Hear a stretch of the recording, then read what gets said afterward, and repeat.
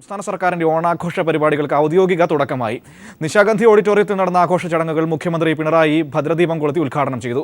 ചടങ്ങിനോടനുബന്ധിച്ച് Kairali ടിവിയും times of ഇന്ത്യയും ചേർന്ന് സംഘടിപ്പിച്ച മാജിക്കൽ മെലഡീസും അരങ്ങേറി.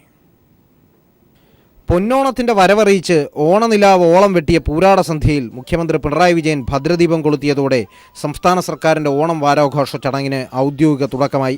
ചടങ്ങിന് മുന്നോടിയായി മേള ചക്രവർത്തി മട്ടന്നൂരിന്റെ നേതൃത്വത്തിൽ ചെണ്ടമേളമുണ്ടായിരുന്നു.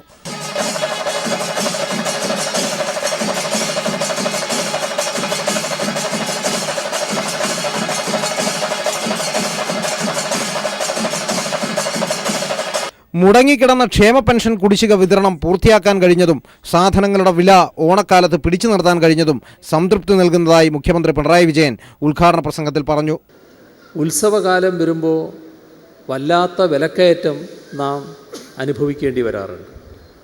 എന്നാൽ സംയോജിതമായ ഇടപെടലിലൂടെ വില പിടിച്ചു നിർത്തി എന്ന് മാത്രമല്ല പലതിലും കീഴോട്ട് കൊണ്ടുപോകാൻ കഴിഞ്ഞു എന്നതാണ് ഇത്തവണ ഓണക്കാലത്തെ നമ്മുടെ അനുഭവം.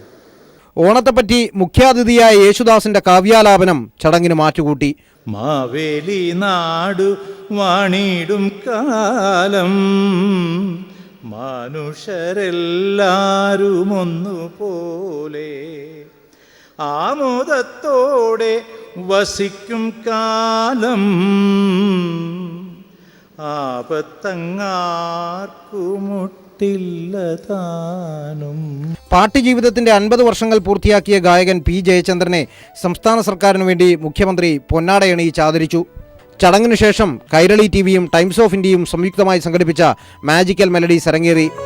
മഞ്ഞലയിൽ മുങ്ങിത്തോർത്തി ധനുമാസ ചന്ദ്രിക വന്നു, നിന്നെ മാത്രം കണ്ടില്ലല്ലോ, നീ മാത്രം വന്നില്ലല്ലോ, പ്രേമ ചകോരി ചകോരി ചകോരി.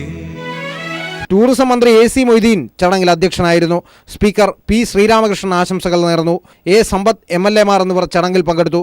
UDF MLA മാർ ചടങ്ങിൽ നിന്നും വിട്ടുനിന്നു. News bureau, Thiruvananthapuram.